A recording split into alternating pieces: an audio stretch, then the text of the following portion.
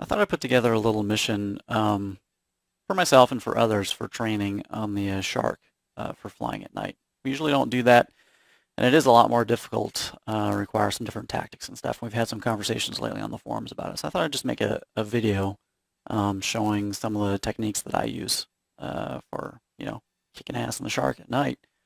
I don't claim to be an expert or anything. These are just a couple things that, seem to work well for me. And if anybody else has anything to add, I'd certainly like to learn it. But yeah, so here we go. This mission I made is basically real simple. There's one group of vehicles here that can spawn anywhere within this spawn zone, and it's random, so that I don't know where it's going to be. So we got a BTR-80, a BMP-2, just a normal truck, a AAA piece, and a Strela 13. I think that's a pretty good mix of the kind of threats that you would likely be going up against. If it was obviously if it was something that was radar guided, type of weapon, then you're just going to get hosed, obviously. So you don't want to be doing any of that unless you have a lot of terrain masking available to you or anything. But even then, that's pretty dicey at night, right? So, but I mean, this is pretty high threat normally. But the thing is, at night, they can't see you as well either, so they become less of a threat. You've got more wiggle room on the ranges you can work with and things, so that works in your favor. So we got a couple sharks down here with different loadouts. I got one with what's this, Vickers and illumination. I got a 25 ml illumination, S8 OFP2s and S13s. And then we got CTLD going, so I'm going to be able to drop a JTAG out there so that he can give us coordinates and lasing and stuff like that, so we can look at different techniques. All right, so let's just give this a go real quick to show you how it works. Let me make sure, okay, yeah, so we can see them.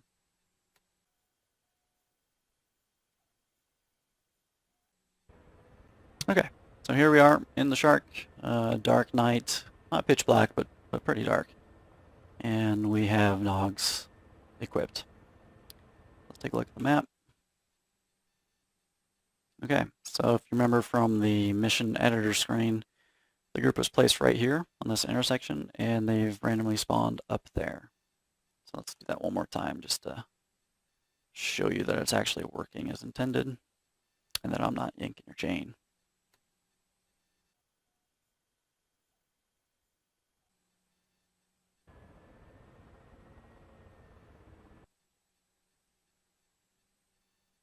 Okay, there we go. So this time they spawned down here, and you saw it as it happened.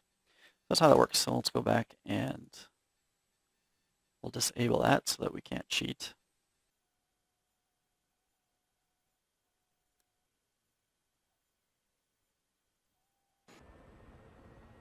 Okay, so some things to remember in the Shark, especially with illumination, because we don't use them that much. They have a very short burn time. So it's really helpful if you have two Sharks working in conjunction, just so that one can carry more of the illumination rounds. I think the burn time is only like 30 seconds or something like that. I don't remember exactly, but it's something not very great. So if you can ever work with other aircrafts to drop illumination bombs, those are always better. The rockets, they're harder to use and they burn for a shorter amount of time, so bombs are better. But if the threat picture doesn't allow for anybody to fly directly overhead to drop one of those and all you got is rockets, then all you got is rockets. And the Shark, the S8 version of them have about a range of 7 kilometers. If you put yourself about 7 kilometers away from the target and then you pitch up to about 20 degrees, launch them off, they'll go flying and it'll work pretty well. And hopefully we'll show you that here in just a minute.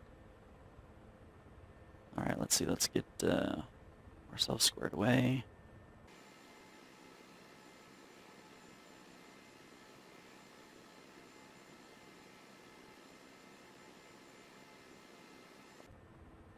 Okay, so our current loadout is Vickers on the outbound and illumination on the outer pylons, and then illumination on the inner pylons. So I'm going to go over here and I'm going to pick up a JTAC, and I'll probably speed things up here throughout the video. Okay, so now we have our JTAC out there, and he finally found them. He's lasing them. gave us coordinates, but let's just say that we don't want to use the coordinates right now. We just want to go visually off his lays.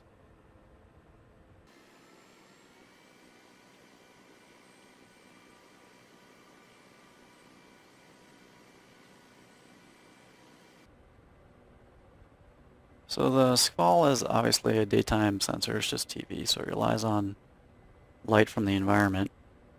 But you can actually get a pretty good picture if you crank up the brightness and the contrast, you get it just right. So here you see we can already make out the smoke from his lays. And with going closer, we can just make out some targets. Oh, let's make sure our laser's on.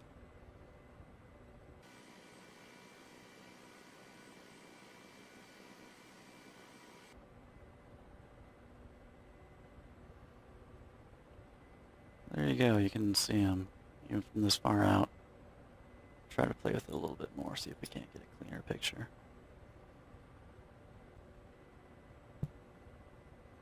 Okay, so here we are again out in the area. See the JTAC back there, lasing a nice target for us. And if we move the PDC over there, down in our squall, we can clearly see the vehicles. Not easy, and it's annoying that the target frame size, box size is so bright, but you know, it's just something you have to deal with. But from this distance, you can see we're 8.7 out. So this is kind of pushing it for the range of a Vickr, but let's see. Select those and we'll make sure we're in manual mode.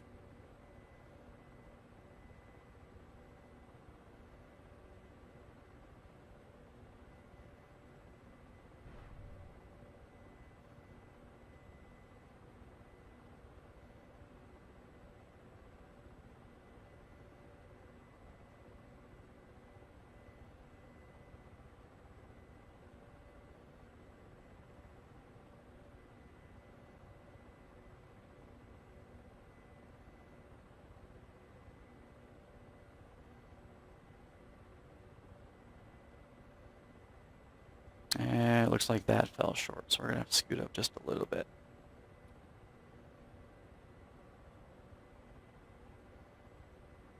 Now, if you have enough altitude, you can actually make these things work all the way out to like 10 kilometers, but it's kind of dicey, and most of the time we're down low anyway, so I think 7 kilometers is usually a good range to shoot for.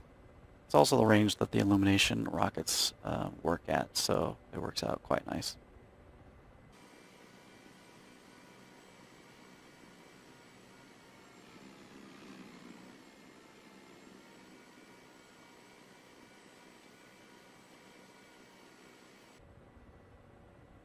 Alright, so after some horrible piloting, let's try this again, 7.4.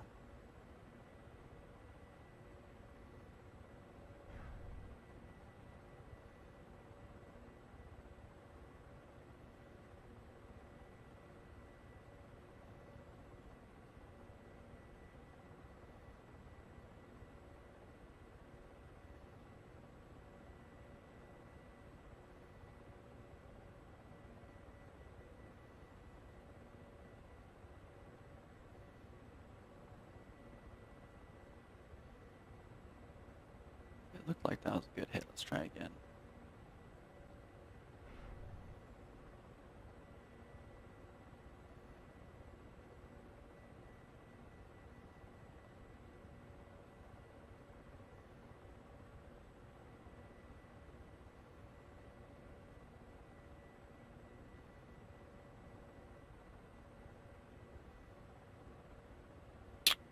And there you go. So you can see that Strela, I mean, we're pretty close. That Strela wasn't able to even get a shot off on us. So it's actually not that difficult at this range.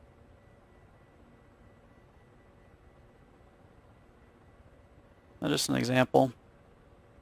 Well, here, while we're on a Vickr subject, just in case anybody didn't know, let's say we're going to go for this guy, this truck. Okay. So we fire one off. But then we realize that there's a higher threat, or we get a call for something else. you can actually fly the Vicar a bit. You don't want to be too drastic, but as long as you're not too far off, because you got to remember that it's a beam rider, then you can hit other targets. So there you go. Now we're at 7.5 kilometers here. Let's just go ahead and try out the illumination rockets while we're here. I always go on short, just so I fire off a pair, because they don't last very long anyway.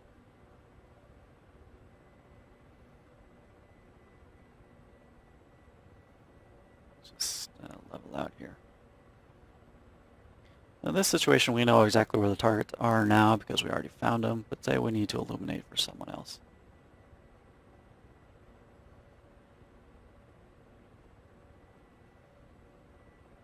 So we got our illumination rockets. We're pointing in the general area. Pitch back to about 20. Let them fly.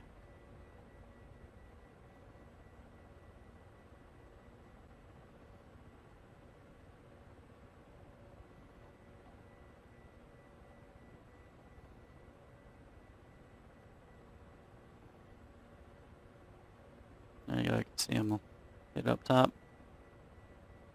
That's pretty close to being dead on nuts. You can see it's a little bit short, and that checks because we're 7.5 instead of 7. Now we'll just watch them and see how long they last before they burn out.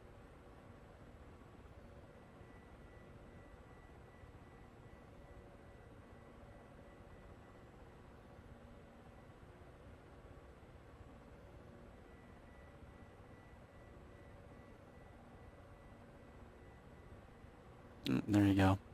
So they're not very long.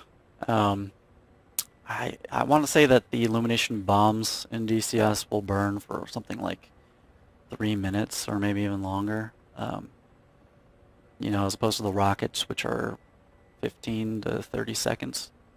The benefit of the rockets is obviously you don't have to fly over the top of the target area.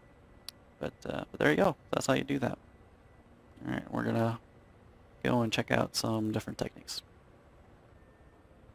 Okay, here we are again. I've got the JTAC out there already, and he's found a target. We're loaded up with just regular S8 OFP2s, the high explosive variants of the S8s. And we're going to get some coordinates from him and put them into the computers and do it that way. So let's see what he's got.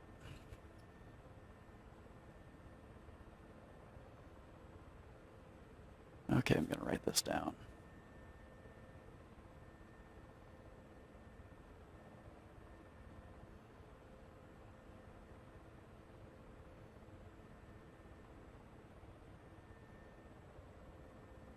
Okay, so we got the coordinates. Now, most of the time, because of all the different airframes we fly, we have the JTAC so that they're giving us into in the format of degrees, minutes, decimal. So by default, your ABRIS is not set up that way. So let me zoom in and pause this here. All right, there we go. But you can make it display that. Unfortunately, you can't make the ABRIS display MGRS. That would be very handy, but it's not an option for us. So first of all, you go back to your, go to the main page, the menu page, and then go Option, Setup, select Units, and then here you can change it. So you see right now it's in seconds, now it's decimal.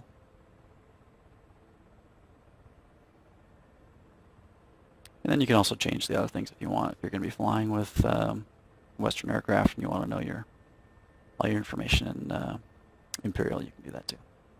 Okay, so once you get that set up, for using coordinates to find a target, the only two ways that I know are basically drawing it in the ABRIS and then flying there, or plugging it into your INS as a nav target. And I'll say first off, I like the INS more because then after you have that in, you can actually automatically slave the SCVAL sensor to look at that area. It's much more handy, but it doesn't give you a visual representation. You have to just look over at the the HSI for that kind of stuff. So it's, it's whatever you're more comfortable with. It's nice to have it on both, but it's also a lot of work. And it's kind of hard. I wish you could just plug it into the Abris, but the only way I know how to do it is to actually draw it. And by draw it, I'll show you what I mean. So we're going to go to the plan, and then we're going to go to Edit, Draw. Now from here, you can go Edit, Insert, and then by using your scroll wheel, you can draw where you want to go. So our coordinates here were 44, 50, 95 north. See, but the problem with doing this is the map is flat, but the Earth is a sphere. So it's not easy to do, which is another reason why I don't like doing this, but you'll see what I mean here in a second. So we set it to pretty close to what we can get here, 44, 50, 88. But then you look at the bottom at the easterlies and we've got 40, we need 410125. So we start going easterly, but you see how it's also changing the northerlies. Then I have to go back and try to wiggle it to get more accurate. And you're kind of stuck with, you just have to accept whatever you can get. So once you get close enough, then you go add, and then you've got your point there. Just click through enter so that you get it. Go back to your plan, activate it, and then if you want to show the green line for a direct to it, you can go suspend and select that waypoint. And there you go. Now you have some more information on here that you can work with. So that's one way of doing it. The other way is to use your PVI 800, which is INS driven. The Abris is satellite driven.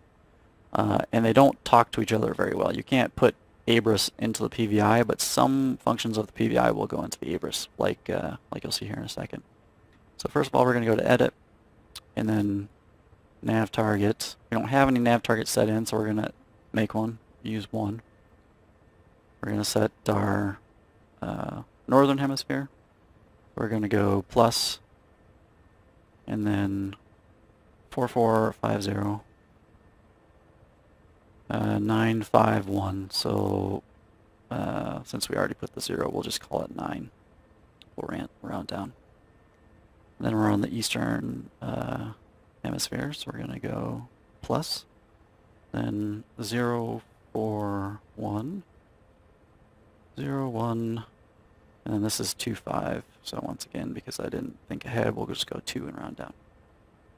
You see the problem already is that you're limited to your degree of accuracy you can use here. So that is also a little bit annoying. Once you got it in, hit enter. There you go. Now you go back to operate nav 1 and you see your point there. And you also see it flashing up here on the Abris. You can see they're pretty close to each other. Did fairly good at the accuracy there, but yeah, it's not perfect. So now that we've got this, we can go back to our normal view here. And we'll get airborne, and I'll be back with you in just a moment.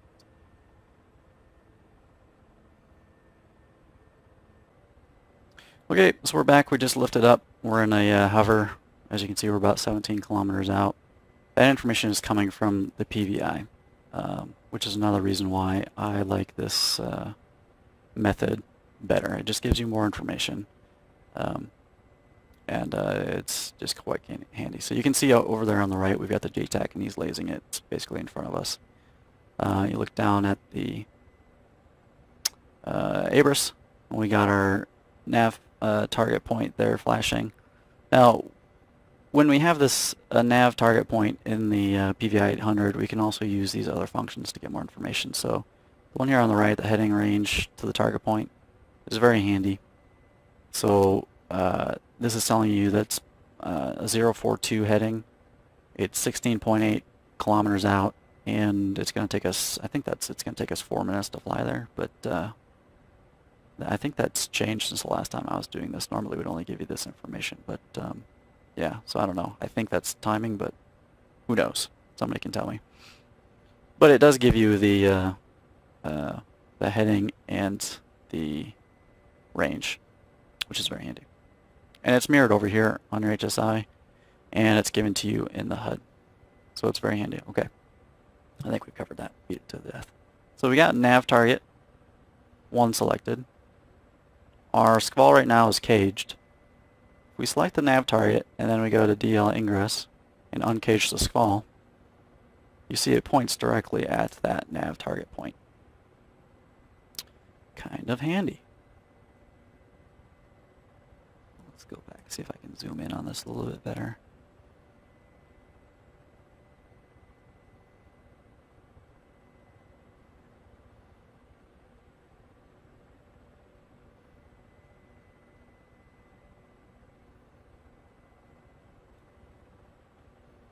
Now when you zoom in, you can see the disparity between the two, and it's pretty good. Like I said before, this one worked out pretty nice. It's right there, but neither, we already know that neither of those is exactly accurate. So the targets are not going to be right there. So what we're going to have to do is go back and scan. But it gives you a good starting point. Now, once again, it's quite obvious right now. We've got a laze pointing exactly at the target, but we're kind of pretending that we don't have that.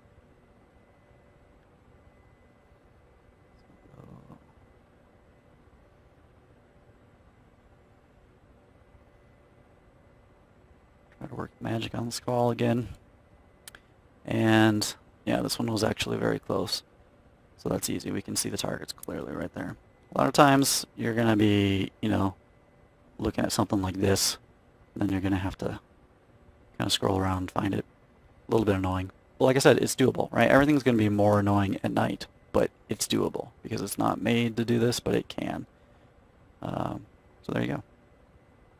And we're too far out to get a laser ranging on us. We're going to fly closer. We're going to try to employ some rockets on these guys.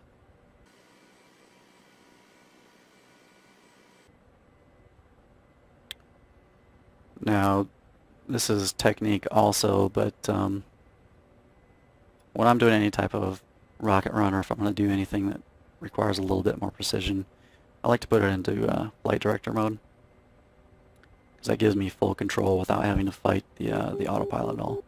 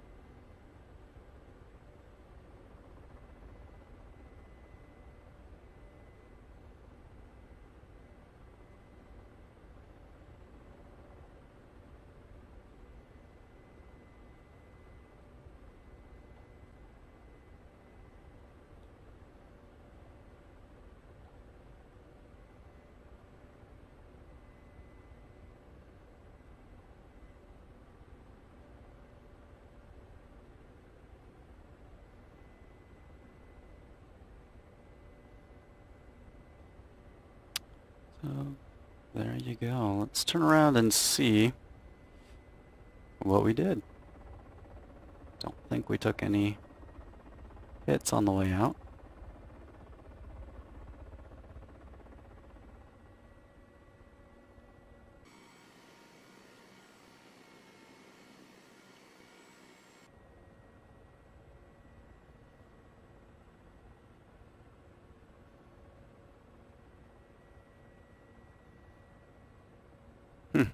So there you go. We didn't even kill the Strela, but he wasn't able to shoot at us. So, I mean, really, you're relatively safe as long as you don't fly right over top of him. Anyway, I hope that this has been a good demonstration. With some practice, you'll be able to do a lot better than I can. And, you know, it's just flying the Shark at night, you just got to do it to become comfortable with it. There's not really much more to say about that.